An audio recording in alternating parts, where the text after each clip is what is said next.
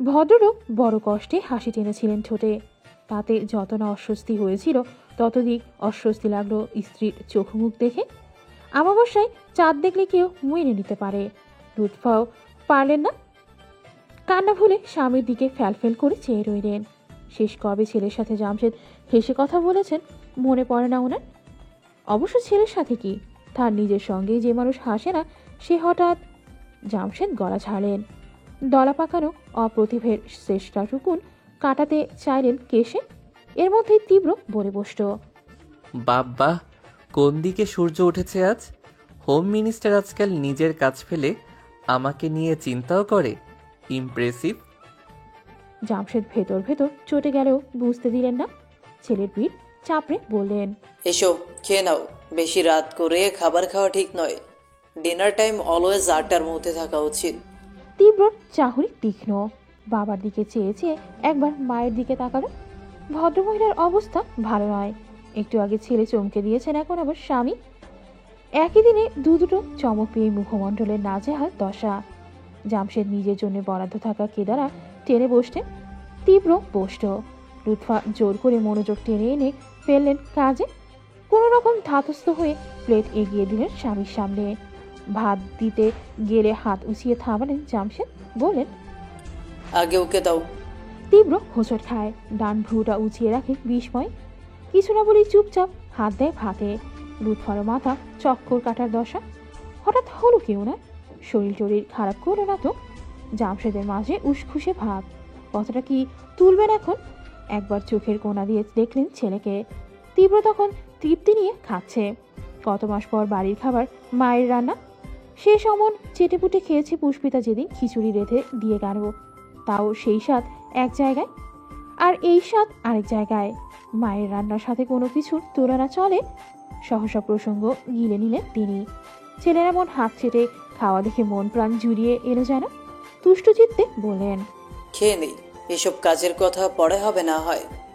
খাওয়া শেষ। জামশেদ আরাম করে সোফায় এসে বসলেন। স্বাস্থ্যবান দেহের পুরো ভর ছেড়ে রাখলেন ফোমে। তীব্র এলো কিছু সময় বাদে। যেমন গতিতে এসে দাঁড়ালো অমন করে বলল, আপনি যে মেসেজে লিখেছিলেন মা অসুস্থ, কই? মা তো দেখছি ঠিকঠাকই আছে। জামশেদ তৈরি ছিলেন। ছেলে যে এই প্রশ্ন করবে বহু আগেই জানা। গুছিয়ে রাখা জবাবটাই উগরে দিলেন এবার। আমিও তো জানতাম তোমার মা অসুস্থ, চেহারা দেখে তাই মনে হয়েছিল। এখন তুমি তার আদরের ছেলে, হয়তো বাড়ি ফিরেছো বলে আনন্দে এক লাফে সুস্থ হয়ে গেছে। তীব্র বিশ্বাস করেছে কিনা বোঝা গেল না, বরং চোখ ছোট ছোট করে একভাবে চেয়ে রইল। জামশেদ অপ্রস্তুত হলেও গলার জোর বাড়িয়ে বললেন, এইভাবে তাকানোর কিচ্ছু নেই। মিথ্যে বলে আনাইনি তোমাকে, আর মিথ্যে বলবোই বা কেন? তোমাকে এখানে আনিয়ে আমার লাভ কি? তীব্র হেসে ফেলল। মুখোমুখি সোফাটায় বসে পড়ল থপ করে, বলল, আমি কখন বললাম আপনি আমাকে মিথ্যে বলে এনেছেন? ছেলের হাসির বহর দেখে ভেতর ভেতর ভ্যাবাচাকা খেলেন ভদ্রলোক। নির্ঘাত সব বুঝে ফেলেছে। গলা খাকারে দিয়ে প্রসঙ্গ এড়ালেন। তোমার ওখানে রান্না করে কে? কে আর করবে, আমি না হলে নাহিদ। দুটো নকশা আঁকা বাটিতে তুলতুলে ডেজার্ট নিয়ে হাজির হয়েছে লুৎফা। স্বামী ছেলের মাঝামাঝি এসে দাঁড়ালেন কেবল। তীব্র কথা কানে যাওয়া মাত্রই গতরখানা স্তম্ভ বনে গেল। জামশেদ নিজেও বড়সড় ধাক্কা খেয়েছেন যেন। দুজনে একই সাথে আর্তনাদ করে উঠলেন। কি? তীব্র বিব্রত হয়, চোখ তুলে চায় না। লুৎফা হাহুতাশ করে বললেন, তুই রান্না করিস? ও মা, কেন? এসব কি তোর কাজ নাকি? ওখানে কি রান্নার কোনো লোক পাওয়া যায় না? জানি না, হয়তো যাই। ওসব ঠিক করার সময় কোথায়? জামশেদ বললেন, তাই বলে তোমাকে রান্না করতে হবে কেন? খাবার বাইরে থেকে আনাও, রেস্তোরাঁয় খাও। তীব্র আড়মোড়া ভাঙতে ভাঙতে বলল, একজন কলেজ লেকচারারের কি এত হাইপাই লাইফস্টাইল মানায় মন্ত্রী মশাই?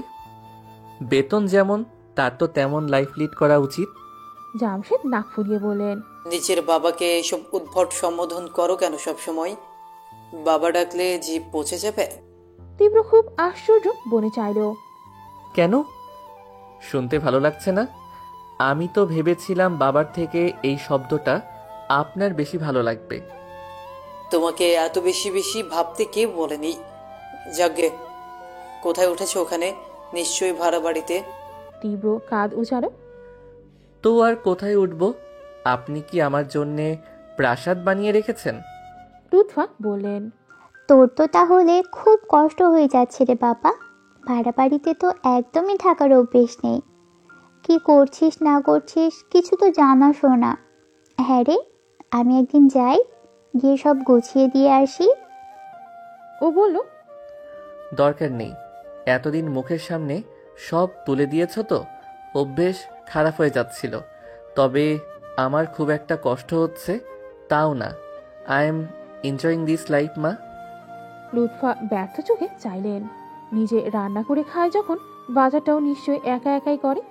আহারে, সোনার টুকরো ছেলেটাকে এক গ্লাস জল অবধি ঢেলে খেতে দেননি তিনি, আর সে কিনা হাত পুড়িয়ে খাবার বানায়। জামশেদ বললেন, আমি তো এটাই বুঝলাম না, তোমার গাজীপুরে গিয়ে টিচারগিরি করতে হচ্ছে কেন? ঢাকায় কি কোনো কলেজ ভার্সিটি নেই?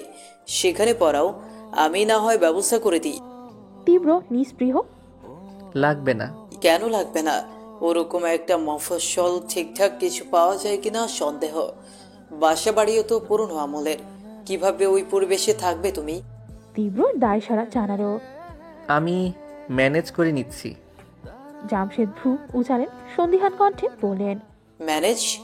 বাবা, তুমি আবার কবে থেকে এইসব ম্যানেজ ফ্যানেজ করা শিখলে? আচ্ছা, সত্যি করে বলো তো, কি ঘটাচ্ছ ওখানে বসে? কে এমন পেলে যে মুখ তুলে কোথাও তাকাতেই চাইছো না? তীব্র রহস্য হেসে বলল। মধু। জামশেদ চেতে বললেন, ইয়ার কি করছো আমার সাথে? ম্যানার্সলেস ছেলে কথাকার। বাপকে কিভাবে সম্মান দিতে হয় শেখনি? ও মাথা নাড়ল দুপাশে, মুখের উপর বলল, কিভাবে শিখবো বলুন? ম্যানার্স কি জিনিস আমার বাপ আমাকে কোনোদিন শেখালোই না। জামশেদ হা করলেন উত্তর দিতে। মাঝপথে নম্র কণ্ঠে থামিয়ে দিলেন লুৎফা। আচ্ছা আচ্ছা, শুনুন না, ছেলেটা এতদিন পর বাড়ি ফিরল, আজকে অন্তত এসব তর্কাতর্কি ছেড়ে দিন। ভদ্রলোক দমলেন, শ্বাস ফেললেন ঠোঁট ফুলিয়ে, বললেন, এক গ্লাস পানি দাও, আইস দিও। ঘাড় নেড়ে চলে গেলেন তিনি। তীব্র হাত উল্টে ঘড়ি দেখে, 8:30। এখন না বের হলে পৌঁছাতে অনেকটা দেরি হবে। চটপট উঠল। ব্যস্ত ভঙ্গি দেখে জামশেদ সুধান, কোথায় যাচ্ছ? ফিরছি। সে কি, এলেই তো বিকেলে? পরে আবার আসবো। তীব্র পা বাড়াতে নিলেই জামশেদ মুখ ছোটালেন। ভাবছিলাম ওখানে তোমায় একটা ফ্ল্যাট দেখে দিব। এভাবে অন্যের বাড়িতে থাকবে, বিষয়টা ভালো দেখাচ্ছে না। ও ফিরে চাইল, সন্ধি কণ্ঠে বলল। আজকে মনে হচ্ছে আমার প্রতি একটু বেশি চিন্তা হচ্ছে আপনার। জামশেদ অপ্রতিভ হন, থেমে থেমে বললেন, কি আশ্চর্য, তুমি আমার ছেলে, তোমায় নিয়ে চিন্তা করা অন্যায়। তীব্র বক্ষপটে হাত গুজে দাঁড়ালো, ভনিতাহীন শুধালো, আপনি কি আমার ঘাড়ে গছানোর জন্য কোনো কাজ পেতে রেখেছেন? প্রকাণ্ড হোঁচট খেলেন জামশেদ। ছেলের লাজবাব বুদ্ধি দেখে চোখ দুটো না চাইতেও মার্বেল হয়ে এলো। বাবা সেই হতচেতন চেহারা দেখে হাসি পায় তীব্রের। ভ্রু নাচিয়ে বলে, ঠিক জায়গায় ঢিল পড়েছে, তাই না? জামশেদের মনে হলো ছেলে বুঝে যখন গিয়েছেই আর রাগ ঢাকে দরকার নেই। এখন হোক পরে, কথা তো তুলতেই হতো। এখন এই অসময়ে বাড়িতে ওনার থেকে যাওয়ার অন্যতম কারণটা তো আর বিফল করা যায় না। এই জবাবে স্বরের হাল অনুচ্চ হলো। আসলে আজিমপুরের দিকে কয়েক একর জমি দেখেছিলাম। এত দারুণ জায়গা, নিজে দেখলে বুঝতে। মানুষের আনাগোনাও বেশ। শতাংশের দাম 10 লাখ বলেছি আমি। মালিক যে রাজিও হয়েছিল, হুট করে কাল ফোন করলো ওই দামে জমি নাকি দিবে না, প্রতি শতাংশে তাকে 12 লাখ করে দিতে হবে। তীব্র গায়ে মাখালো না, নিরুৎসাহিত বলল, তো দিয়ে দিন। টাকা পয়সা তো কম নেই আপনার, এত কিপটামো করে কি হবে? জামশেদ রেগে মেগে বললেন, তুমি কিন্তু বেশি বেশি বলছো। এখানে কিপটামোর ব্যাপার হলো? একবার আমার সঙ্গে বেয়াদবি করছে। ও আচ্ছা, তাহলে আর কি, লোক পাঠিয়ে কয়েক ঘা দিন, পিঠে সোজা হয়ে যাবে। জামশেদ বিরক্ত হয়ে বললেন, উফ, তাহলে কি আর তোমাকে বলতাম আমি? ও আমাকে থ্রেট করছে, কিছু করলে প্রেস মিডিয়া ডেকে সব জানিয়ে দিবে। তীব্র থুতনি চুলকে বলল, তো আমাকে কি করতে বলছেন? কি করবে সেটা তো আমার চেয়ে তুমিই ভালো জানো। এমন কিছু করো যাতে সুরসুর করে 10 লাখে জমি বেচে দেয়, আর খবরটা 5 কান না হয়। লুৎফা এর মাঝে পানি নিয়ে এলেন। ওনাকে দেখেই থেমে গেলেন জামশেদ। গ্লাস ধরতে ধরতে বললেন, 1 গ্লাস পানি আনতে তোমার এত সময় লাগে? আইস বার এত শক্ত হয়েছিল, ছোটতেই পারছিলাম না। আচ্ছা যাও এখন, ওর সাথে আমার কিছু কথা আছে। উনি যেতে নিলেই তীব্র আটকে দেয়, বলে, যেতে হবে না, যা বলার আমি মায়ের সামনেই বলছি। জামশেদের প্রতাপী মুখটায় ঘাবড়ে যাওয়ার চিহ্ন। তিনি যে নিজের কাছে ছেলের মাস্তানিকে মাঝে মধ্যে কাজে লাগান, এসব কাকপক্ষীকেও জানতে দিতে চান না। বলতে গেলেন, তার আবার কি দরকার? তীব্র হাত উচালো। আমাকে বলতে দিন। থমকালেন ভদ্রলোক ও বলল, আপনি কাজের কথা বললেন, আমি শুনলাম, কিন্তু এরকম কিছু করতে পারবো না, এটাই হচ্ছে একমাত্র উত্তর। জামশেদ উত্তেজিত হয়ে বললেন, করবে না? করবে না মানে কি? বাংলাতেই তো বললাম, বুঝতে এত অসুবিধে হওয়ার কি আছে? আমি এখন আর এসব গুন্ডামিতে নেই। আই হ্যাভ বিকেম পোলাইট নাও। আপনি অন্য লোক খুঁজে নিন। ঘরে যেন বাজ পড়ল। মেঝের সাথে দুইজন প্রৌঢ় মানুষের মাথা চৌচির হলো অচিরে। বাকরুদ্ধ জামশেদ গোল চোখে স্ত্রীর দিকে চাইলেন। তার দৃশ্য সমান বিহব্বলিত। কেবল ঠোঁট নাড়লেন কথা বলায়। তুই আর গুন্ডামিতে নেই বিট্টু, ভদ্র হয়ে গেছিস। এসব কি আমি সত্যি শুনছি? তীব্র ললাট কুঁচকে থাকে। এটা এমন কি কথা যে শুনে সেই নড়তে ভুলে যায়? আশ্চর্য! দুনিয়ায় সেই একমাত্র মানুষ যে কিনা ভদ্র শব্দের উচ্চারণ করলে বিপদ। বলল থমথমে গলায়, মিথ্যে শোনার কি আছে? আমাকে দেখছো না? খুশির দিনগুলো বড্ড তাড়াতাড়ি পার হয়ে মানুষের, তেমনি দুঃখের দিন কাটে কচ্ছপের গতিতে। ঘড়ির কাঁটা ঘোরে, পাল্টায় পৃথিবীর রং। ঠিক যেমন এক কিশোরের স্ফূর্ত মন বদলে বেদনা বিধুর হলো। রাহাতের আজকাল কিচ্ছু ভালো লাগে না। ভিডিও গেমসেও মন নেই, পড়তে ইচ্ছে করে না একটুও।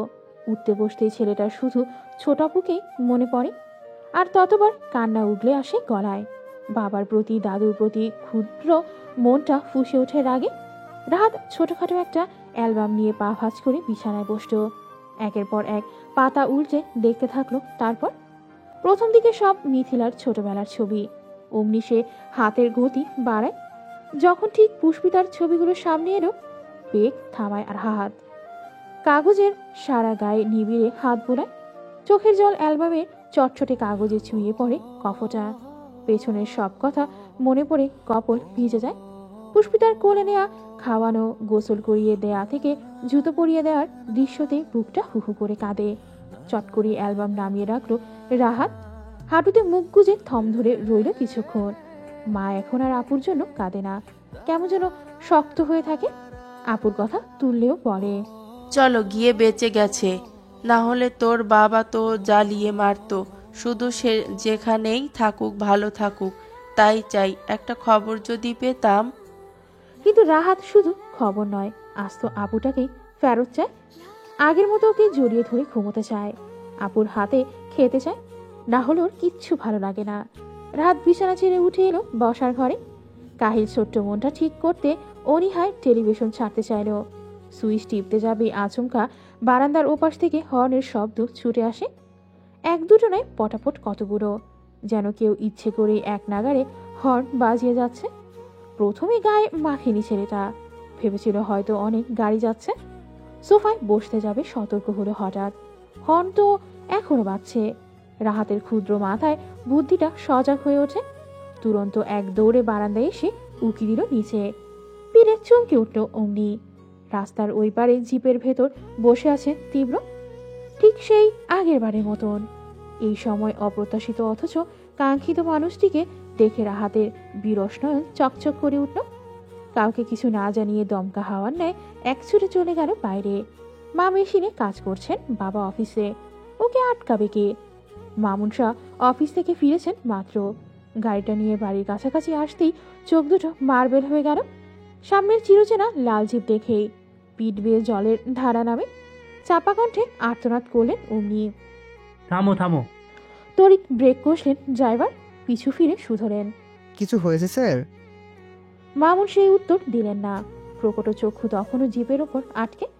ফটাফট কটা ঢোক গিরে বললেন, গাড়ি আর সামনে এগিয়েও না, পেছনে নিয়ে যাও। কিন্তু স্যার হঠাৎ কি হলো? যা বলছিলাম করো তো। ভদ্রলোক আর কথা বাড়ালেন না। চুপচাপ মালিকের হুকুম তামিল করলেন।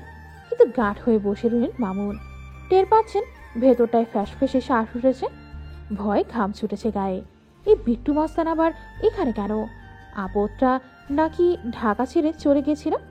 এই আনন্দে তো আলহামদুলিল্লাহ আলহামদুলিল্লাহ হিরিক পড়েছিল পাড়াময়। আবার এখানে কি চায়? ভাবতে ভাবতেই হঠাৎ চোখ বড় করলেন মামুন। সচকিত চিত্তে মনে হলো, মাস্তানটা নিশ্চয়ই সব যাচাই করে এসেছে। গতবার যা যা হুকুম দিয়ে গিয়েছিল সেসব ঠিকঠাক চলছে কি না দেখো। এই রে, ওসব যে কিছুই করা হয়নি, কিভাবে করবে? পুষ্পিতা মেয়েটাই তো ফেরেনি বাড়িতে। মামুন দিশেহারা হয়ে পড়েন। এখন লুকিয়ে কোনো লাভ নেই। বিট্টু মাস্তান যখন বাড়ির সামনে হানা দিয়েছে, তাকে না পাওয়া অবধি গেট ছেড়ে সরবে না। ভদ্রলোক দাঁত পিষে বিড়বিড় করলেন, হাইরে ডালি, তোমার কুচুটে স্বভাবের জন্য আমাকে বিপদে পড়তে হলো মহিলা। দিক বেদিক খুঁয়ে গাড়ি থেকে নেমে এলেন মামুন। পায়ের জোরে এগিয়ে চলেন সামনে। ব্যাপারটায় ড্রাইভার বোকা বনে গেলেন। স্যার বাড়ির দিকে গেলে গাড়ি পিছিয়ে নেওয়া হলো কেন? তীব্র সিগারেট টানছিল।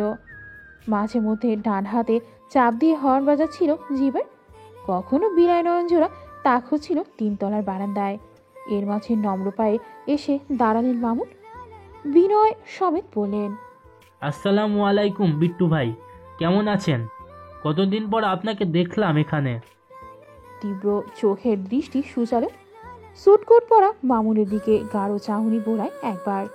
সামনে ফিরে ধোয়া ছেড়ে বলল, নাটক কম করো। মনে মনে বাপ তুলে গালি দিয়ে সালামের ঢং করিস না। মামুনের চোখ বেরিয়ে এলো প্রায়। পুরো দস্তর হকচকিয়ে গেলেন। সত্যি তো, এই পর্যন্ত হেঁটে আসতে আসতে ছেলেটাকে খুব গালাগাল করেছেন তিনি।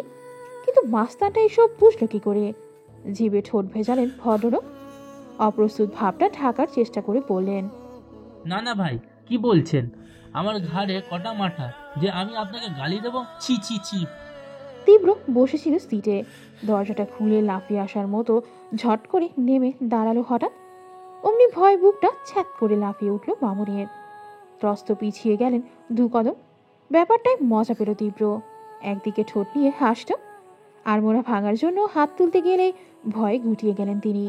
তীব্র মারবে ভেবে আতঙ্কে হড়বড় করে উঠলেন, ভাই ভাই, রাগ করবেন না। আসলে ব্যাপারটা আমি আপনাকে বুঝিয়ে বলছি। আপনি যা বলে গিয়েছিলেন সবই করতাম, কিন্তু মেয়েটা তো এখনো ফেরেনি ভাই। কোনো খোঁজ পাওয়া যায়নি। আপনি বললে একটা ফ্ল্যাটে ফ্রিতে থাকা কেন, আমি ওকে এক্ষুনি লিখে দেব। তীব্র নিটল ঠোঁটে কৌতুকের হাসি চাপা পড়ল। চেয়ে রইল চোখা নেত্রে। মামুন আরো ঘাবড়ে গিয়ে বললেন, তবে আপনি ভাববেন না আমি আজকেই গিয়ে বলবো যে এখন থেকে তোদের আর ভাড়া দিতে হবে না। তাহলে হবে তো ভাই? তীব্র হঠাৎ খেয়াল পড়ল গেটের দিকে। মামুনের পেছন থেকে দৌড়ে আসছে রাহাত।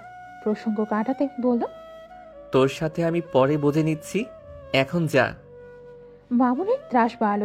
পরে আবার কি বোঝাপড়া করবে শয়তানটা? বলতে গেলেন, ভাই তীব্র হাত উঁচায়, চোখের ইশারায় সরতে বলে সামনে থেকে। মামুন নিরুপায় ভঙ্গিতে চুপচাপ প্রস্থান নিতে ঘুরেন। রাহাতকে দেখে চোখ মুখ কুঁচকে নিলেন মুহূর্তে। এই মোটকাটাকে দেখলে রাগ লাগে। এটার জন্যই সেদিন অত বেজ্জতি হলো না। সারা পাড়ার লোক দেখল বিট্টু মাস্তান কিভাবে বুকের উপর লাথি মেরে ফেলে দিয়েছিল তাকে।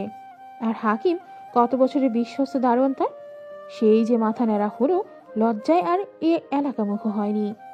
এটাকে মাথায় তুলে একটা আছাড় মারতে পারলে বেশ আরাম পেতেন মনে। একরাশ ক্ষোভ মনে চেপে চুপচাপ পাশ কাটালেন মামুন। অমনি ঝড়ের বেগে এসেই দুটো হাত তীব্রর কোমর জাপটে ধরল। দু গালে হাসির তুফান নিয়ে বলল, বিট্টু ভাইয়া, আপনি এসেছেন? তীব্র হাসটা। এই যে রাহাত জড়িয়ে ধরল ওকে। বক্ষস্থলে অদ্ভুতরে শান্তি লাগছে এবার। আলগোছের হাসিটা ঢেকে রাহাতের গোছালো চুল হাত বাড়িয়ে এলোমেলো করে দেয় তীব্র। জিজ্ঞেস করে নম্র স্বরে, কেমন আছো? রাহাত সরে আসে। নিজের কথা ভুলে অস্থির চিত্তে শুধায়, আপনি এতদিন কথাই ছিলেন। আমি আপনাকে কত খুঁজেছি জানেন, কিন্তু কেউ বলেনি আমাকে। তীব্র কিছু বলল না। চুপচাপ জিপের ভেতর থেকে দুটো বড় বড় চকলেটের বক্স তুলে আনলো হাতে, সামনে বাড়িয়ে বলল। এগুলো তোমার? রাহাতের নজর চকলেটে নেই। কিশোরের চোখে মুখে উৎকণ্ঠা। অমন করে বলল। আমার ছোট বউ খুঁজে দেবেন বলেছিলেন, কিন্তু তারপর তো আর কিছু বললেন না। ওকে কি পাননি? পুষ্পিতার প্রতি রাহাতের ভালোবাসা মন ছয় তীব্রর। ভীতু মেয়ে ওর ভালোবাসা। ভালোবাসাকে যারা ভালোবাসে তাদের ভালো লাগবে না? মাথায় হাত বুলিয়ে বলল। পেয়েছি। রাহাত চমকে ওঠে, ধরফরিয়ে বলে। কোথায় আমার আপু? আমি আবুর কাছে যাব। যাবে, সময় হলে ঠিক দেখা করিয়ে দেব। রাহাতের সদ্য ফোটা উৎফুল্ল ভাব নিভে অমনি গেল। মন খারাপ করে বলল। আর এখন এখন করাবেন না? না, এখন সে পড়াশোনায় ব্যস্ত। তোমাকে দেখলে পড়বে না, রেজাল্ট খারাপ হবে। তুমি তাই চাও? ও মাথা নাড়ো দুপাশে। তীব্র গাল টেনে বলে। Very good boy. আমি এখন আসি, ঢাকা এলে আবার দেখা হবে। লম্বা পা বাড়িয়ে জিভে উঠে বসলো সে। হুইল ঘোরাতে গিয়েও ফিরে চাইলো আবার। একটু ভেবে বলল। তুমি একদিন বলেছিলে না রাহাত, তোমার ছোট আপুর পাশে আমাকে মানাবে? সবেগে মাথা দোলায় ছেলেটা। হ্যাঁ। তোমার বলা সেই কথা সত্যি করব ভাবছি। মাস্তান হিসেবে আমি দারুণ ছিলাম, এবার পাড়ার লোক দেখবে। বিট্টু রাহাতের দুলাভাই হিসেবেও দারুণ। বলতে বলতেই এক পেশে হাসল তীব্র। রাহাতের কাছে এই হাসিটা দুনিয়ার সবচেয়ে বড় রহস্য মনে হলো। বেচারা কিছুই না বুঝতে পেরে চেয়ে রইল বোকা বোকা চোখে। তীব্রর জিভ ছুটে হাওয়া হতেই দেয়ালের এপাশ থেকে কান সরালেন মামুন। দুশ্চিন্তায় কপালে গাঢ় ভাঁজ বসল। মাথা নেড়ে বললেন। দুলাভাই হবে, ব্যাপার তো ভালো ঠেকছে না। রাত নিশুতি হতেই পুষ্পিতার ছটফটানি বাড়ল। বোকা মেয়েটাও আজ হাড়ে হাড়ে বুঝে ফেলল তীব্রর প্রেমে পড়তে বাকি নেই।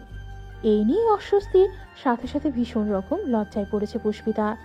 সারা জীবন শিক্ষককে মান্যিগণ্যি করে বাবার মতো সম্মান দিয়ে শেষে কিনা সেই স্যারের সাথেই প্রেমেই ডুবল। ছি ছি ছি, কত জ্ঞান দিয়েছে তনুজাকে, আর এখন নিজেই। পুষ্পিতা মাছ কেটে রুমে এসেছে অনেকক্ষণ, আর সেই থেকে পায়চারি করেছে। ফ্লোরে তার অশান্ত পায়ের আওয়াজ ভেসে বেড়াচ্ছে বাতাসে। স্যার নেই বলে ঘর ফাঁকা লাগা, বারবার ওনার কথা ভেবে আনমনা হওয়া, যখন তখন কাঁপুনি ওঠা বুকে। ওনাকে দেখলেই লজ্জায় কাটা দেয়। শরীরে এসব তো প্রেমেরই লক্ষণ। কত সিনেমাতেই না দেখেছিল। নুহাই তো তবে ঠিক, কিন্তু এত বড় একটা ভুল কি করে করলাম আমি? তনুজা স্যারকে এত পছন্দ করে জেনেও স্যারের প্রেমে পড়লাম। ইস, ও জানলে কত কষ্ট পাবে। পুষ্পিতা আহত ভঙ্গিতে ধপ করে বিছানায় বসে পড়ে। মনের কাছে মানুষ এত অসহায় কেন? এই যে চাইলেই নিয়ন্ত্রণ করা যায় না, চাইলেই তাকে ধরে আটকানো যায় না। অন্যের প্রতি বুধ হওয়া থেকে এত অবাধ্য কেন? উদাসীন পুষ্পিতার হঠাৎ চোখ পড়ে হাতের আঙুলের ওপর। মাছ কাটার সময় মধ্যমণির ডগাটা আড়াআড়িভাবে অনেকখানি কেটেছে। কাটবে নাই বা কেন? কোন খেয়ালে কার খেয়ালে কাটতে বসেছিল দেখতে হবে তো। পুষ্পিতা মন খারাপ করে কাটা জায়গায় হাত বোলালো, অথচ একটু ব্যথা একটু জ্বালা পোড়া টের পাচ্ছে না। কিভাবে পাবে? ব্যথার আঁচ পেতেও তো অনুভূতি থাকা চাই, সেটাই যে নেই। সব অনুভূতি এক ভদ্রলোকের কাছে গিয়ে ঘাটি গেড়ে বসেছে। পুষ্পিতা হতাশ ভঙ্গিতে বিছানায় শুয়ে পড়ল। ঘন ঘন মাথা নাড়ালো কপাল। এই সত্যি সে কাউকে জানতে দেবে না, নুহাকেও না। স্যারের প্রেমে পড়েছে এসব শূন্যে পুরো পৃথিবী ওকে নিয়ে হাসবে। পুষ্পিতার স্বীয় সত্তার প্রতি বীতস্পৃহায় ভ্রু কুঁচকে থাকে। তখনই ঘরের বাইরে থেকে কারো গলার শব্দ পাওয়া গেল। তড়াক করে উঠে বসল মেয়েটা। নুহা মায়ের ঘরে পড়ছিল তখন। পরীক্ষা শুরু হতে হাতে গোনা কিছুদিন বাকি। পুষ্পিতা ওই ছুটে আসা কণ্ঠস্বর মন দিয়ে শুনল। এই আওয়াজটা খুব চেনা। কেন, কি কারণে, নাকি সদ্য প্রেমে পড়েছে বলে মেয়েটা জানে না। অথচ হাওয়ার গতিতে সে ছুটে এলো দরজায়। কাঠের মাঝে যে ছোট্ট গোল গ্লাসটা বসানো, যেখানে উকি দিলে বাইরে দেখা যায়, সেখানেই চোখ পাতল পুষ্পিতা। নাহিদ দরজা খুলেছে, চোখে মুখে মুরব্বিয়ানা নিয়ে বলছে। এত রাত অবধি কোথায় ছিলি বলতো? ফোনও ধরলি না, চিন্তা হয়তো নাকি? তীব্র পায়ের জুতো খুলতে খুলতে জানালো। ফোনটা সাইলেন্ট ছিল, ঢাকা গিয়েছিলাম। হঠাৎ ঢাকা কেন? আমাকে তো একবারও বললি না। এত পর ভাবিস তাই না? নাহিদের কথায় অভিমান। তীব্র ভ্রু কুচকে বলল। মেয়েদের মতো করিস না তো। আরো কিছু বলতে বলতে ঘরের ভেতর ঢুকলো সে। পুষ্পিতা সেসব কিছু শুনতে পায়নি, তবে টের পেল ঝটকা ভরা সমীরণে মন প্রাণ জুড়িয়ে এসেছে তার। এই যে সারাদিন পর মানুষটাকে দেখলো, কি শান্তি লাগছে এখন। শুভ্রকায় গাল দুটো ফুলিয়ে মুচকি হাসল সে। নুহা অনেকক্ষণ যাবৎ দাঁড়িয়ে আছে পেছনে, বক্ষপটে হাত গুজে রাখা তরুণীর ওষ্ঠপটে মিঠি মিঠি হাসি। পুষ্পিতা যেই মাত্র পেছনে ফিরল, চমকে উঠল অমনি। চোখ দুটো প্রকট করে বলল, তুই এভাবে দাঁড়িয়ে আছিস কেন? নুহার হাসি বাড়ল, ভ্রু নাচিয়ে বলল, দেখা শেষ? মেয়েটা ভেতর ভেতর থতমত খায়, চোটপাট বজায় রাখতে আমতা আমতা করল, দেখা? কিসের দেখা? আমি তো কাউকে দেখছিলাম না। ঢং করিস না, তুই যে এতক্ষণ তীব্র স্যারকে দেখছিলি আমি জানি। পুষ্পিতা খুব বেশি মিথ্যে বলতে পারে না। তীব্র যেভাবে গুছিয়ে স্পষ্টভাবে বলে, অমন তো একেবারেই নয়। তার উপর নুহা ভীষণ চতুর, এক চুটকিতে ধরে ফেলে সব। তাই বাঁচার উপায় নেই দেখে মাথা নুইয়ে নিল। নুহা চপল পায়ে কাছে এগিয়ে আসে, কণ্ঠ মোটা করে বলে, আমার দিকে তাকাতো।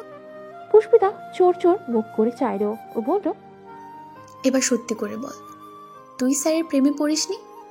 পুষ্পিতা অসহায়ের ন্যায় মাথা নাড়ল, উপচে পড়া মনোকষ্ট নিয়ে বলল, বিশ্বাস কর, আমি একদম চাইনি এমন করতে, কিন্তু কিভাবে যে অঘটনটা ঘটে গেল। মনে হয় স্যারের এত কাছাকাছি থাকা আমার উচিত হয়নি। দিনের পর দিন ওনার সাথে যাতায়াত করা, ওনার এক একটা কাজ কথায় মুগ্ধ হয়েই হয়তো এসব হয়ে গেছে। আমার যে কি লজ্জা লাগছে এখন। বন্ধুর দুঃখ দেখেও নুহার মায়া হলো না, বরং পুষ্পিতা স্যারের প্রেমে পড়েছে শুনে ভেতর ভেতর লাফিয়ে উঠল আনন্দে। মুখবিভোরের রাগটুকু ধরে রাখলো, তাও শক্ত কণ্ঠে বলল, প্রেমে পড়েছিস কেন, কি জন্য, এসব তো আমাকে বলে লাভ নেই পুষ্পিতা। তোর এই কাজে আমি ভীষণ কষ্ট পেয়েছি। পুষ্পিতা উদ্বিগ্ন চোখে চাইল। কষ্ট পেয়েছিস? আমি আবার কি করলাম? নুহা চোখে মুখে রাগ এনে বলল, কি করলাম আবার জিজ্ঞেস করছিস? তুই তোর স্যারের প্রেমে হাবুডুবু খাচ্ছিস, অথচ আমাকে জানতে হলো এভাবে ফোর্স করে। এই আমি তোর বেস্ট ফ্রেন্ড, এই বন্ধুত্ব নিয়ে আমি আবার বড়াই করি? ছি ছি। পুষ্পিতা হাঁসফাঁস করে বলল, তুই বিশ্বাস কর, আমি লজ্জায় বলিনি। আমি কিচ্ছু শুনতে চাই না, বললাম তো কষ্ট পেয়েছি, রাগ করেছি, ব্যাস। পুষ্পিতা নুহার কাঁধে হাত রাখলো, সাথে সাথেই ঝটকা মেরে ফেলেও দিল নুহা। মেয়েটার মুখ কালো হলো নিমিষেই, কাঁদো কাঁদো কণ্ঠে বলল, আচ্ছা ঠিক আছে, আমি সরি। কি করলে তোর রাগ ভাঙবে বল, যা বলবি তাই করব। নুহা চোখ সরু করে বলল, যা বলবো তাই করবি তো? পুষ্পিতা এক কথায় মাথা নাড়ল। তুরন্ত রুমের দিকে ছুটে গেল মেয়েটা। ও ফোঁস করে শ্বাস ফেলতে না ফেলতে হাজির হলো আবার, ডায়েরি কলম বাড়িয়ে দিয়ে বলল, ধর এগুলো। ও কিছু বুঝলো না, চেয়ে রইল প্রশ্ন নিয়ে। নুহা তাগিদ দেয়, হা, ধরবি তো? পুষ্পিতা হাতে নিতেই তৎপর টেবিলের বুক থেকে চেয়ার টেনে দিল নুহা, বলল, পোষ। পুষ্পিতার মাথা ভর্তি প্রশ্ন, তালুর উপর দিয়ে চলে যাচ্ছে সব। কি করতে চাইছিস বলতো? নুহা উত্তর দিল না, তবে চট করে পাশের চেয়ারটা টেনে বসল, বড় আয়োজন নিয়ে বলল, এবার আমি যা যা বলবো লিখবি। পুষ্পিতা চোখ না কুচকায়, সামান্য ব্যাপার, আর সে কি নাকি ভেবেছিল। সাদা দাগ টানা পাতায় কলম ছোঁয়াতেই নুহা গড়গড় করে বলল, আমি পুষ্পিতা, দেখতে সুন্দরী হলো কখনো কোনো প্রেমে জড়াইনি। স্কুলে কলেজে প্রতিদিন কয়েকখানিক ছেলের প্রেমের প্রস্তাব নিয়ে বাড়ি ফিরতাম, কিন্তু কোনোদিন ফিরেও তাকাইনি কারোর দিকে, কারণ সে সময় আমি বড্ড নিরামিষ ছিলাম। আর সেই নিরামিষ আমার মধ্যে আমিষ এনে দিয়েছেন আমাদের পাশের ফ্ল্যাটের তীব্র স্যার। বলতে কোনো লজ্জা নেই, আমি স্যারের প্রেমে পড়েছি। এখন দিন গুনছি ওনাকে কবে বিয়ে করব। এটি পুষ্পিতা। নুহা থামল, দীর্ঘ বকবকে শেষে একটা লম্বা দম নিলেও হতভম্ব হয়ে চেয়ে রইল পুষ্পিতা। দুটো নীরব রঙা ঠোঁট নদীর দুই প্রান্তে বসে অমন হা করে বলল, এসব কেন লিখবো? নুহা ভ্রু কুচকায়, কেন লিখবো মানে? আমি বলেছি তাই। তুই কি চাইছিস বলতো? এমনিতেই আমি ব্যাপারটা নিয়ে লজ্জায় মুখ লুকাতে পারছি না, আর তুই মজা নিচ্ছিস তাই না? নুহা নিষ্প্রভ বলল, আম্মুর খাটের তলায় একটা বড় ট্রাঙ্ক আছে, দাদুর আমলের, ওটা খুলে ঢুকে পড়। মুখ কেন, আজ তো তুই শুধু হেঁটে যাবে। পুষ্পিতা মুখ গোজ করে বলল, ইয়ার কি মারছিস তো? মার। যেদিন নিজেও এই বিপদে পড়বি তখন আমিও ঠিক এইভাবেই মজা নেব। নুহা শব্দ করে হাসল, যেন হাওয়ায় উড়িয়ে দিল তার প্রেমের পড়ার আশঙ্কা। পরপরই মোটা কণ্ঠে বলল, এত কথা বলে লাভ নেই, আমার কষ্ট কমাতে চাইলে এসব তোকে লিখতেই হবে। পুষ্পিতা নিরুত্তর, সাথে গাঢ় দেহে বসে অভিমানে ঢং ধরে বলল, আচ্ছা বেশ, কিছু করতে হবে না, আমি কষ্ট পেলে কার কি। নুহা উঠতে নিলেই হার মানল মেয়েটা। আচ্ছা বাবা, লিখছি। নুহা হাসল না, হাসলেই তো পুষ্পিতা সব হালকাভাবে নেবে। গম্ভীর মুখে বসতো আবার। বিফল শ্বাস ফেলল পুষ্পিতা। আজকাল সবাই ওকে কাগজে এটা ওটা লিখতে বলছে। ওই দিন কলেজেও হ্যানা মেয়েটা বলেছিল, আজ নুহারও একই আবদার। কলেজের সেই গল্প নুহাটার সাথে বলাই উচিত হয়নি। নির্ঘাত ওখান থেকেই ধার নেওয়া বুদ্ধি এসব। পুষ্পিতা অনীহ চিত্তে পৃষ্ঠায় প্রথম দাগ টানল, তবে হুট করে চোখে ভাসল তীব্রর মুখ। কেমন র্যাগিংয়ের জাতাকল থেকে দূতের ন্যায় এসে বাঁচিয়ে নিল ওকে। চড়াকণ্ঠে হুঁশিয়ার করল, এই মেয়ের ধারে কাছেও যেন না দেখি কাউকে। সেই সুরম্য অতীত ভেবে ঠোঁটে হাসি ফোটে মেয়েটার। অস্তমিত নিভু নিভু সূর্যের ন্যায় ফেপে কাশে কপল। মাথা নামিয়ে মনের কথায় উগড়ে দিল হাতে। লিখল গোটা গোটা অক্ষরে, আমি তীব্র স্যারের প্রেমে পড়েছি। নুহা বলল, এতটুকু লিখলি কেন? আচ্ছা ঠিক আছে, থাক, এতেই হবে, নিচে তোর নাম লিখে দে। পুষ্পিতা আর গাইগুই করল না, বাধ্যের মতো ব্রাকেটে নাম লিখল নিজে। সহসা যুদ্ধ জেতার ন্যায় শ্বাস টানল নুহা। ও তাকাতেই মুখখানা ফের গম্ভীর করে বলল, এখন যা, পড়তে বস। পুষ্পিতা খাতার পৃষ্ঠায় টান বসাতে গেলেই ধরফর করে টেনে নিল সে। মহাভারত অশুদ্ধ হওয়ার মতন চোখ রাঙিয়ে বলল, ছিঁড়ছিস কেন? পুষ্পিতা অবাক হয়ে বলল, ওমা, লিখে তো দিলাম, এখন এটা দিয়ে আর কি কাজ? সেসব আমি বুঝবো, এই লেখা আমার কাছে গচ্ছিত থাকবে। এরপর থেকে যখনই তুই আমার থেকে কিছু লুকাতে আসবি, এই লেখা গিয়ে সোজা আম্মুকে দেখিয়ে আসবো আমি। হুমকিতে হোঁচট খেল পুষ্পিতা। তড়াক করে দাঁড়িয়ে বলল, এসব কি বলছিস? নুহার মাঝে উদ্বেগ নেই। পৃষ্ঠাটা খাতা থেকে নিজেই ছিল। ভাঁজ করে গায়ে বাতাস করতে করতে বলল, যা শুনেছেন তাই, আপনি আমার থেকে কিচ্ছু লুকোবেন না, আমিও কাউকে বলবো না। কাটাকুটি।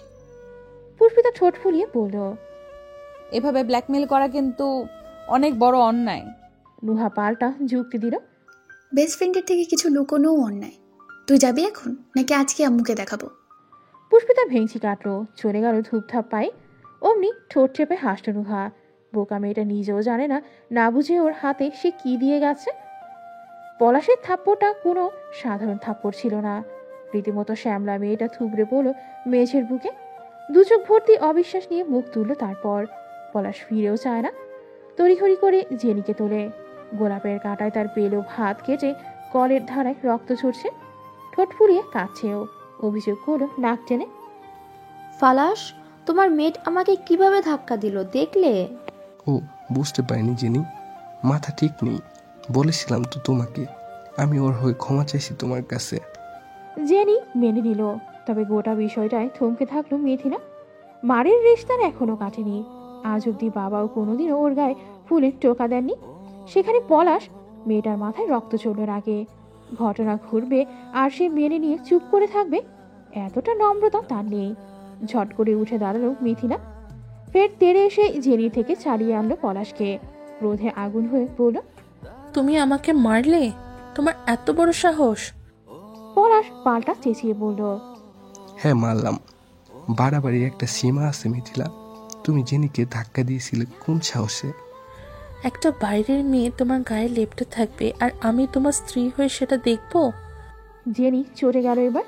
মিথিলার বাংলা কথা না বুঝলেও ওর চোখে মুখের অবস্থা দেখে ঘটনা আন্দাজ করা খুব কঠিন নয়। এই মেয়ে তো সব বিষয়ে অতিরিক্ত করছে। ও এসেই তাদের দুজনের মাঝে দাঁড়ালো। পিঠের আড়াল হলো পলাশের ঠাম দেহ। মিথিলার মুখের সামনে আঙুল তুলে বলল, মেটিলা, নিজের সীমায় থাকো তুমি। আমি কিছু বলছি না মানে বলবো না তা কিন্তু নয়। সব সময় দেখেছি আমাদের দুজনকে একসাথে দেখলেই কি সব বলে ঝগড়া করতে আসো। ফালাস কিছু না বলে লাই দিচ্ছে তোমাকে। মেড হয়ে মালিকের সাথে এমন আচরণ করছো, এত স্পর্ধা তোমার। মিথিলা উত্তর দেবে কি? বিস্ময় স্তব্ধ হয়ে গেল। জেনির কথায় চোখ বুঝে চসূচক শব্দ করে পলাশ। আর চোখে এক পল দেখল স্ত্রীকে। মিথিলা হতবাক হয়ে বলল, কি বললে তুমি? আমি মেড? আমি মেয়ে তোমাকে কে বলেছে? প্রশ্নটা জেনির ভাষায় করায় বুঝলো সে। উত্তর দিল নিজের মতন। মেড না হলে তুমি কি? ফালাস যে আমাকে বলল ওকে সাহায্য করতে ওর বাড়ির লোকেরা তোমাকে ওর সাথে পাঠিয়েছে। কি ফালাস, ঠিক বলিনি আমি? চারজোড়া চাউনি তাক হতেই পলাশ চোখ নামিয়ে নিল। মুখাবয়বে তার বিস্তর চিন্তা, কিছুটা ধরা পড়ার ভয়ও সাথে। মিথিলা কণ্ঠ ভিজে এলো কথা বলতে গিয়ে। আমি তোমার মেয়েট পলাশ। পলাশের একটু আগের উঁচু স্বরটাই রাতারাতি নেমে এলো। এবার সাফাই দিতে চাইল। মিথিলা, আমি আসলে... মিথিলা কোনো কারে বোকাশোকা ছিল না। এতে যেন উত্তর পেয়ে গেল বাবার রাজকন্যা মেয়েটাকে বিয়ের পরে স্বামী পরিচয় করিয়ে দিচ্ছে কাজের লোক বলে। অপমানে মুখটা নীল হয়ে এলো ওর। সদ্য ঢেউ তোলা কান্না গিলে জেনির দিকে চাইলো আবার। প্রশ্ন করলো সোজাসুজি। আমি মেয়েট হলে তুমি পলাশের কেউ হও? জেনির মধ্যে রাগ ঢাকনি, কাঁধ উঁচিয়ে বলল, আমি ওর গার্লফ্রেন্ড। মাথায় যেন বাজ পড়লো মেয়েটার। পলাশের প্রতি হয়তো এক ফোঁটাও ভালোবাসা নেই, টাকার জন্যই তো বিয়ে করা। কিন্তু শত হোক স্বামী তো। শক্ত পদযুগল ঢলে ওঠে মিথিলা, পিছিয়ে যায় এক পা, চোখ ফেটে জল ছুটে আসে। কোনো দিক না দেখে দৌড়ে চলে যায় ভেতরে। সুগভীর রাত, ভ্যাপসা গরম ফুরিয়ে যাচ্ছে আচমকা ঠান্ডা বাতাস আসা। শীতল বাতায়নে দাঁড়িয়েছে। ফোনের ওয়ালপেপারে একবার চোখ বোলালো নাহিদ। এই ঘোর অন্ধকার রাতে ছাদের ঠিক মাঝখানে দাঁড়িয়ে আছে ও। একটা ছোট্ট টিউবলাইট চিলে গোঠার পায়া ছুঁয়ে ঝুলছে। সে আলোয় তির্যক অন্ধকারটা গিয়ে লুটিয়ে পড়ছে সিঁড়িতে। কেউ এলে গেলে শুধু দেহের ছায়া বোঝা যাবে। মুখ দেখার উপায় সংকীর্ণ। নাহিদের চোখ সেই অন্ধকারই আটকে। আচমকা নজর পড়ল কেউ একটা এগিয়ে আসছে এদিকে। দেয়ালে যে ছায়া বসেছে, জোরালো বাতাসে চুল উঠছে তার। হুঙ্কারের ন্যায় হুম হুম শব্দ করছে মুখে। নাহিদের চোখ কপালে উঠল অমনি। এটা কি ভূত নাকি? রাতের বেলায় ছাদে এসব থাকে শুনেছিলাম। সত্যি সেসব রাত? কপাল কুঁচকে একবার চারপাশে তাকালো সে। হঠাৎ কি ভেবে ফিরে চাইলো আবার। দেখলো বড় স্পষ্ট চোখে অবয়ব এগিয়ে আসছে। আর কয়েক কদম অমানিসা ফিরেই আলোর আশার পালা। এর আগে শব্দ করে হেসে উঠল নাহিদ। হাসতে হাসতে বলল, মিস নুহা, ভয় দেখে লাভ নেই, আমি ভূতে ভয় পাই না। মেয়েটা থতমত খায়, চুলগুলো ঠিকঠাক করে ত্রস্ত। শিশুসুলভ মুখটায় গাম্ভীর্য টেনে এসে দাঁড়ায় আলোতে। নাহিদকে হাসতে দেখে লজ্জা পেল নুহা। মিনমিন করে বলল, মজা করছিলাম, আপনি বোকা হলেও সাহসী তা তো জানতাম না। ওর মিয়ে যাওয়া দেখে হাসিটা টেনে চুনে কমালো নাহিদ। স্বাভাবিক হয়ে বলল, আচ্ছা বেশ, ওসব ছাড়ুন, ডেকেছেন কেন? ও হ্যাঁ। বাম হাতটা চট করে সামলে আনো নুহা। ভাঁজ করা কাগজ মুখের সামনে তুলতেই আকাশ হতে ছিটকে পড়ল নাহিদ। বিকট চোখে আর্তনাদ করল, আপনি আমাকে প্রেমপত্র দিচ্ছেন? মেয়েটা ভ্যাবাচাকা খায়, চোখের পাতা ঝাপটে পড়ে। মানে আবার কি? এই রাতের বেলা ফোন করে ছাদে এনে চিঠি দেওয়ার মানে তো আপনি আমাকে বলবেন। নাহিদের কণ্ঠ নরম, অথচ নুহা কটমটিয়ে উঠল। আগের রূপে ফেরত গিয়ে খ্যাক করে বলল, একদম বাজে কথা বলবেন না, হ্যাঁ? তাহলে এই ছাদ থেকে ধাক্কা মেরে ফেলে দেব। মিথিলা এক ছুটে নিজের ঘরে এলো। বিধ্বস্তের ন্যায় পায়ের গতি, কান্নায় কণ্ঠ বুঝে আসছে।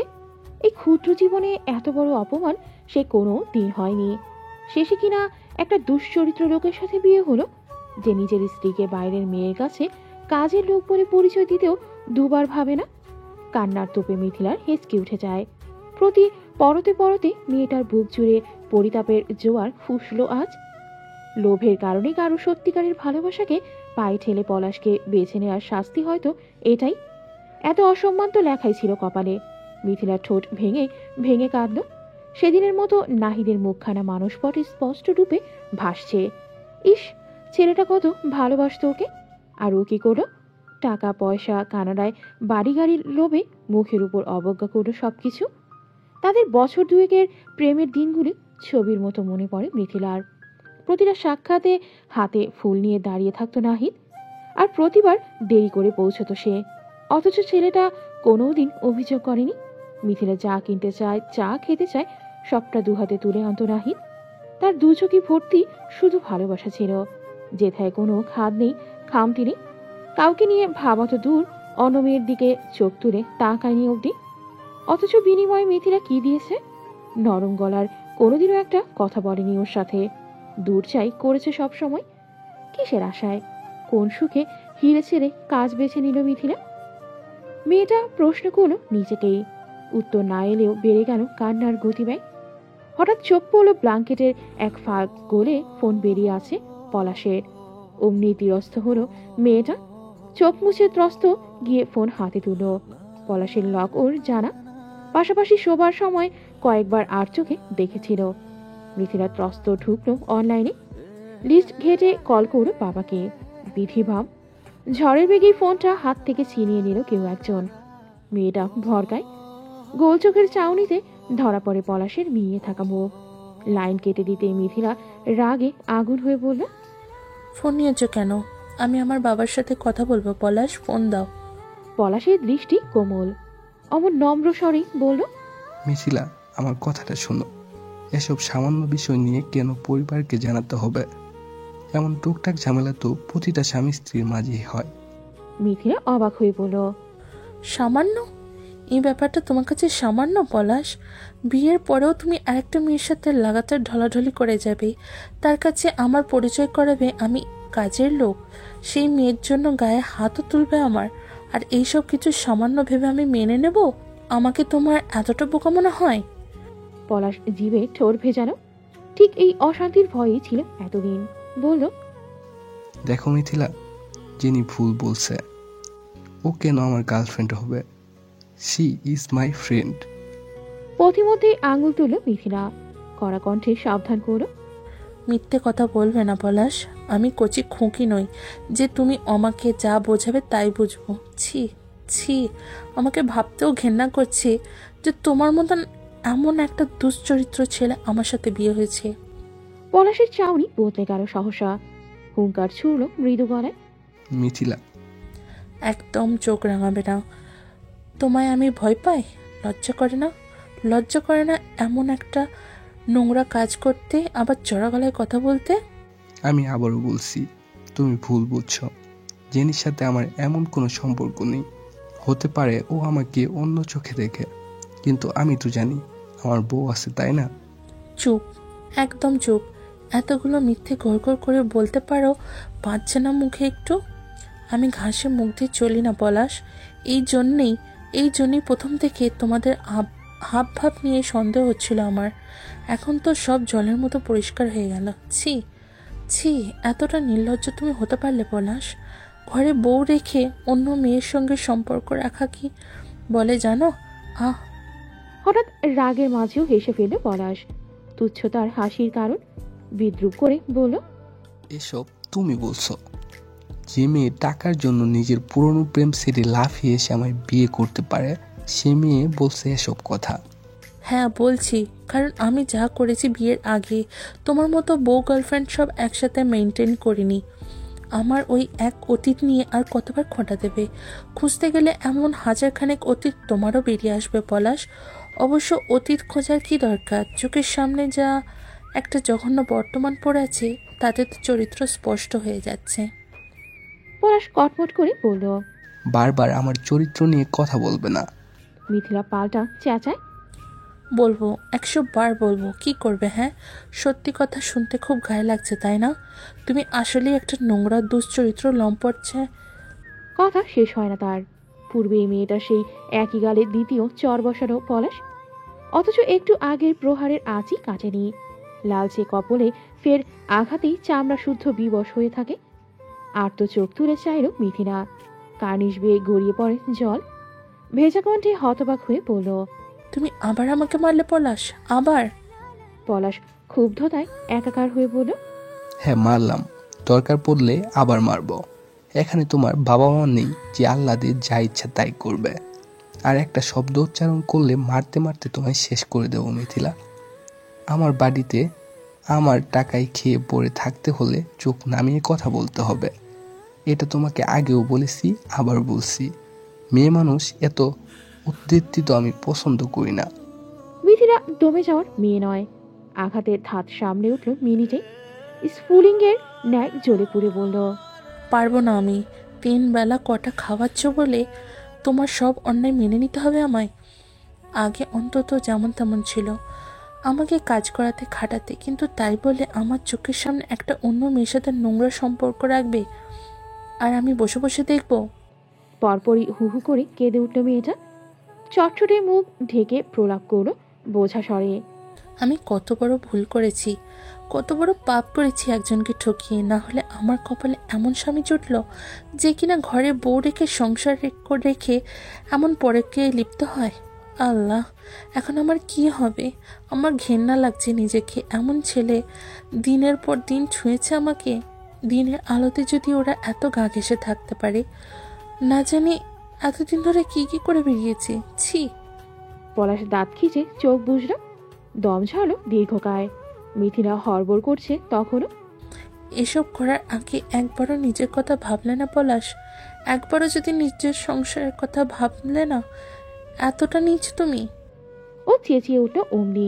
কিসের বউ? হ্যাঁ, কিসের সংসার? কিসের কথা বলছো তুমি? এগুলোর মানে বুঝো তুমি মিথিলা? তখন থেকে স্বামী স্বামী করে যাচ্ছ, অথচ আজ অব্দি সেই স্বামীর জন্য ভালোবেসে এক কাপ চা বানিয়েছ? কখন অফিস থেকে দেরি করে ফিরলে ফোন করে খবর নিয়েছ আমার?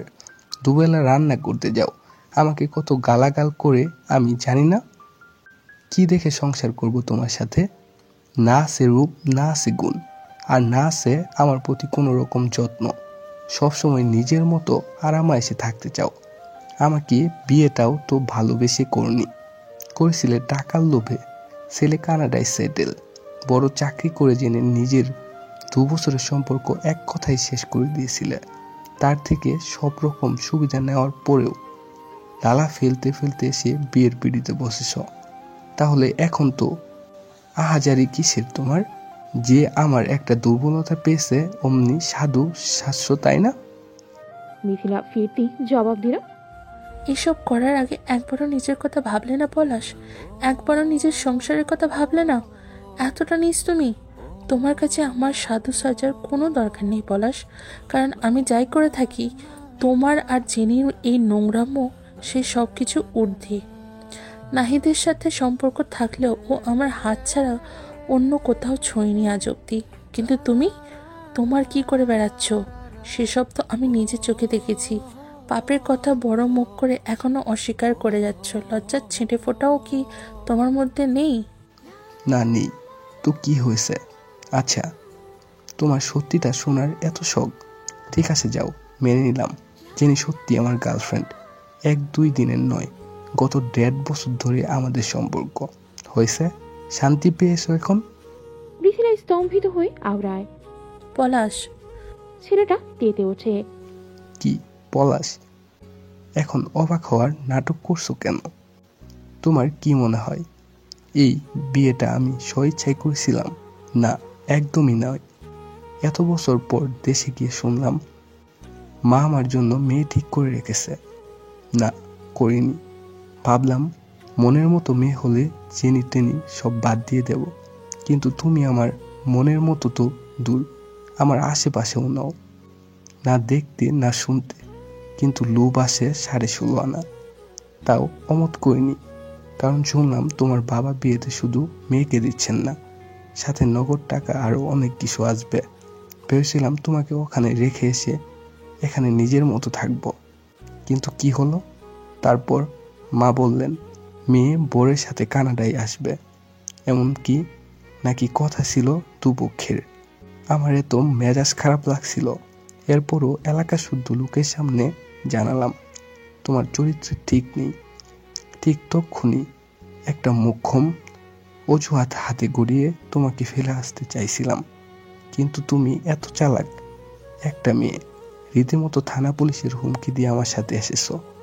সেদিন ভেবে রেখেছিলাম একবার তোমাকে নিয়ে এসে এখানে ইচ্ছা মতো কাচবো। লোভের যে রঙিন চশমা পড়েছিল এতদিন সব ছুটিয়ে দেব একদম। তোমাকে তোমার পরিবারের থেকে দূরে রাখতেই তুই ইচ্ছে করে এখানকার সিম কিনে দেয়নি। মিথিলার মাথায় আকাশ ভেঙে পড়ল। বাকরুদ্ধ মেয়েটা কিছুক্ষণ কথাই বলতে পারে না। পলাশ নিজেই ফুঁসতে ফুঁসতে বলল, সত্যি কথা বলতে আমার বউ হওয়ার কোনো যোগ্যতাই তোমার নেই। আরে এর চাইতে ভালো হতো যদি তোমার বাড়ির আশ্রিতা মেয়েটাকেও বিয়ে করতাম। কি যেন নাম? হ্যাঁ, পুষ্পিতা। ওর অন্তত রূপ আছে, কিন্তু তোমার কি আছে মিথিলা? তোমার কিসের এত দম্ভ? শরীর ভরা জেদ, লোভ আর হিংসা ছাড়া আর তো কোনো গুণই আমার চোখে পড়ে না। বাবা মা সারাদিন কোম্পানিতে গিলিয়েছে।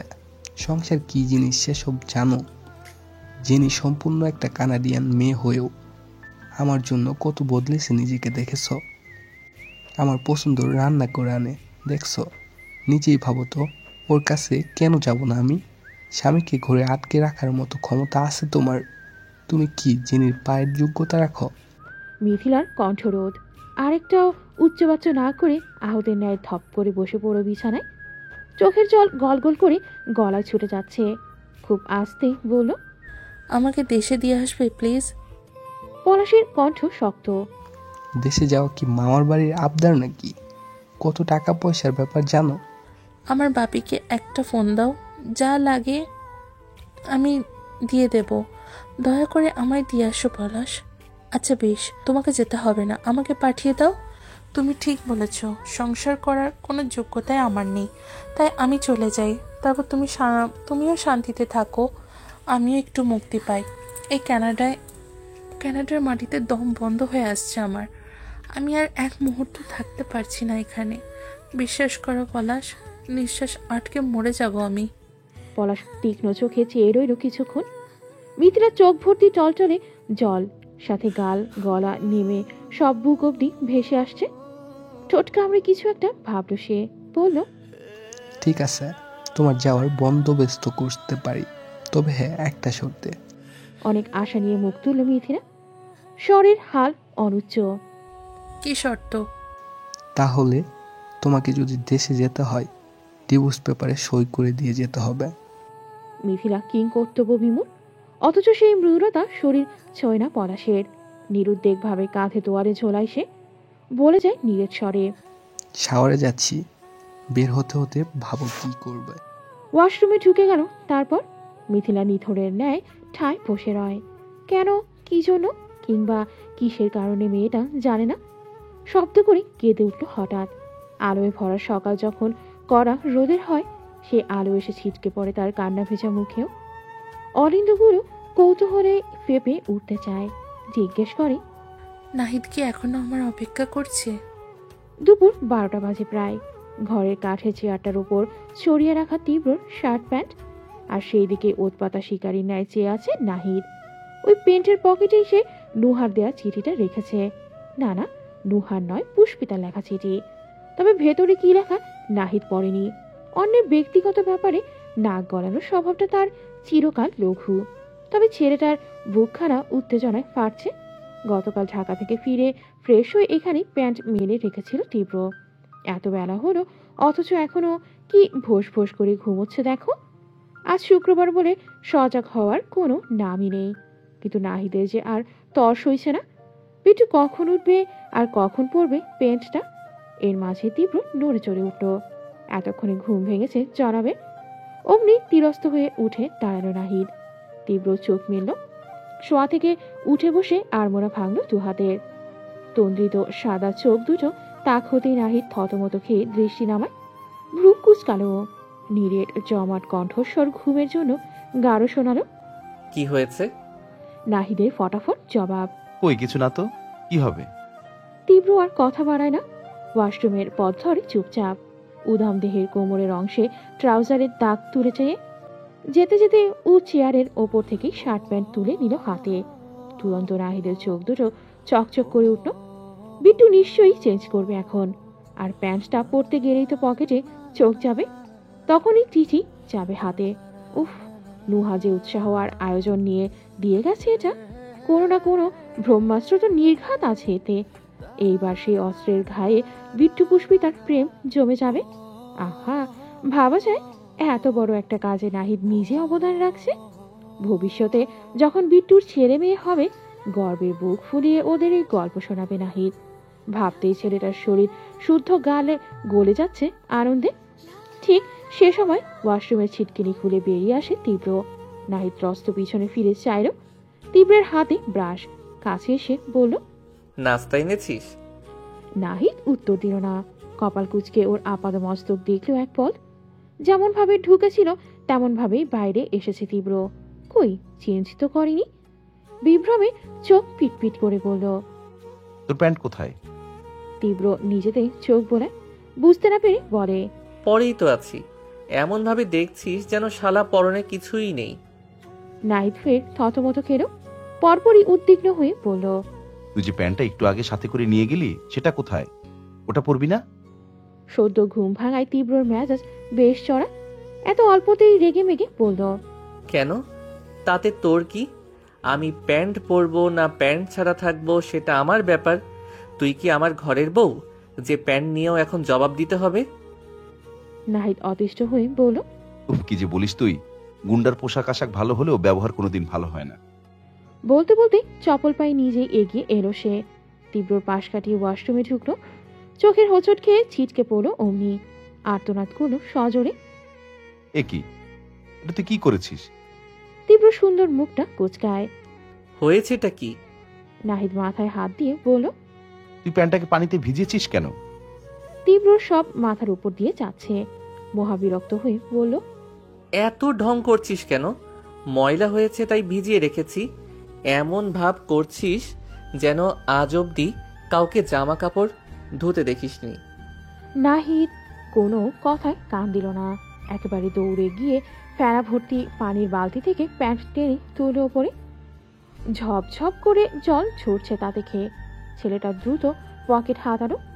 মনে একটুখানি আশা, পাছে চিঠিটা যদি অক্ষত থাকে এখনো। বিধি বাম, সার্ফ এক্সেলের ছোঁয়ায় কাগজ গলে চলে একাকার। পকেটের ভেতর হতে ছিঁড়ে ছিঁড়ে নাহিদের আঙ্গুলে চলে এলো। বেচারার চেহারাটা চুপসে গেল হতাশায়। সব উচ্ছ্বাস নেতিয়ে যাওয়ার সাথে দারুণ এক ভয় জাগলো মনে। এখন কি হবে? মিস নুহা যদি এসব ঘটেছে শোনেন, এমনিতেই সারাদিন ঢ্যাঁড়স বলে ডাকে। এরপর কি বলবে তাহলে? তীব্র দরজায় দাঁড়িয়ে ওর হাব ভাব দেখছিল। ছেলেটা ব্যর্থতার তোপে কেমন পাথর হয়ে আছে। সমস্যা কি তোর নাহিদ? কি হয়েছে একটু বলবি আমায়? নাহিদ ফোঁস করে দম ফেলল। প্যান্টটাকে আগের জায়গায় রেখে ঘুরে চাইলো ওর দিক। কণ্ঠে তার উপচে পড়ছে বেদনা। কিছু হওয়ার আগেই তো সব শেষ করে দিলি। যা বুঝলাম এত তাড়াতাড়ি আমার চাচা হওয়া হবে না। তারপর মুখ কালো করে চলে গেল ছেলেটা। তীব্র মেজাজ বিগড়ালো, বিড়বিড় করলো বৃতস্পৃহায়, শালা ভুলে ছেলে হয়ে গেছে। মাঠের গরু কোনোদিন মানুষ হয়? ঘরের বাইরে দাঁড়িয়ে আছে নুহা। মাঝে মধ্যে অশান্ত পায়ে হাঁটছে দুদি। ওদিকে আকাশের বুকে দাপট চলছে মেঘেদের। হালকা পাতলা বাজ পড়ছে কোথাও। বেশ আয়োজন করি বৃষ্টি আসবে হয়তো। নুহা অপেক্ষা করছিল নাহিদের। কাজটা ঠিকঠাক হলো কি না জানতে। মিনিট কয়েকে বেরিয়ে আসে সে। সন্তর্পণে দৌড় চাপায় প্রথমে। নুহা অমনি মেরুদণ্ড সোজা করে দাঁড়ালো। উত্তেজিত কণ্ঠে ফিস ফিস করে বলল, রেখেছিলেন চিঠিটা? পড়েছেন উনি? কি বললেন পরে? বুঝতে পারেনি তো কিছু? এতগুলো প্রশ্নের পিছে কেবল মুখ গোজ করে চেয়ে থাকলো নাহিদ। ভেতরটা তার আফসোসে চড়ছি। এখন কি করে বলবে? তীব্র চিঠি পড়া তো দূর, হাত দিয়ে ছোঁয়নি। নুহা অধৈর্য হয়ে বলল, আরে হলোটা কি? কথা বলছেন না কেন? ও খুব মন খারাপ করে বলল, আসলে মিস নুহা একটা বড় অ্যাক্সিডেন্ট হয়ে গেছে, বুঝলেন? মেয়েটা আটকে বলল, অ্যাক্সিডেন্ট? কার অ্যাক্সিডেন্ট? তীব্র স্যার ঠিক আছেন তো? আরে সেরকম কিছু না, চিঠিটার কথা বলছি। নুহা নাক মুখ কোঁচকানো। কি যা তা বলছেন বলুন তো, ঝেড়ে কাশুন না মশাই। নাহিদ মেয়েদের মতো ঠোঁট উল্টে পাল্টে বলল, হয়েছে কি, আমি তীব্রর পকেটে চিঠিটা রেখেইছিলাম। কাল রাতে ও যে প্যান্ট পরে খুলে রাখলো চেয়ারে, ওটাতে। নুহা খুশি হয়ে বলল, সাব্বাস। তারপর তারপর কি হলো? নাহিদের সারা মুখে অদৃশ্য কালি লেপটে গেল এই সাব্বাস শুনে। ঘটনার পরেরটুকু তো আর এখনো বলা বাকি। সোচ জানলে মেয়েটা কি বলবে? সাব্বাসের বিপরীত শব্দটা কি? না, চিন্তায় নাহিদ মনে করতে পারল না। নুহা তাকিদ দেয়, আজব তো, একটা কথা অর্ধেক বলে মুখে স্কচ টেপ লাগাচ্ছেন কেন? শেষ করবেন তো নাকি? নাহিদ গলা খাকারি দিল এবার। বলল মিনমিনিয়ে, ওই হয়েছে কি, চিঠি তো রাখলাম প্যান্টে, কিন্তু তীব্র পকেট চেক না করেই আস্ত প্যান্ট সার্ফ এক্সেলে চুবিয়ে দিয়েছে, সাথে শার্টও ছিল। নুহার সব আনন্দ মাটি। চোখ দুটো প্রকট হলো উল্টে। বিস্ফোরিত কণ্ঠে চাচালো, কি কি বল? হাঁসফাঁস করে ওর মুখটা চেপে ধরো নাহিদ। ওরা দাঁড়িয়েছিল সিঁড়িতে, যেখানে আস্তে কথা বললেও প্রতিধ্বনি তোপে বেশ জোরে শোনায়, সেখানে এই মেয়ে চেঁচাচ্ছে। পুরো বিল্ডিং এর লোক তো জড়ো হলো বলে চাপা কণ্ঠে বলল, আরে চুপ চুপ, কি করছেন? এভাবে চেঁচালে তো সবাই শুনে ফেলবে।